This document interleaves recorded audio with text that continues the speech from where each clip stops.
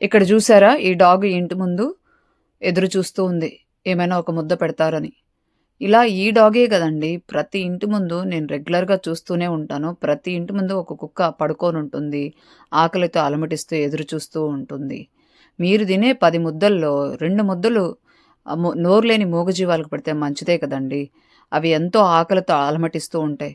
వారానికి ఒక రోజు, 10 రోజులకు ఒక్కసారి కూడా కడుపు నిండా తినవు. భగవంతుడు ప్రతి జీవిలోనూ ఉన్నాడని స్వయాన శ్రీకృష్ణ పరమాత్మే చెప్పాడు. ఆ కాలభైరవుడే మన ఇంటి ముందు కూర్చొనున్నాడనుకోని, అలా మీరొక్కసారి ఆ డోర్ ఓపెన్ జేస్తే, మీ కళ్ళ ముందు దర్శనమిస్తాడు. దయచేసి అందరూ ఇదొక అవేర్‌నెస్ వీడియో మాత్రమే. ఎవరిని ఇబ్బంది పెట్టేదానికి కానే కాదు. మీ ఇంటి ముందు చూడండి, ఇలా నేను ప్రతిసారి చూస్తూ ఉంటాను. ప్రతి ఇంటి ముందు ఒక కుక్క పడుకొనుంటుంది. అలా డోర్ ఓపెన్ చేసి, మీ హృదయాన్ని ఓపెన్ చేసి, ఒక ముద్ద అన్నం పెట్టండి. వాటి ఆకలిని తీర్చండి.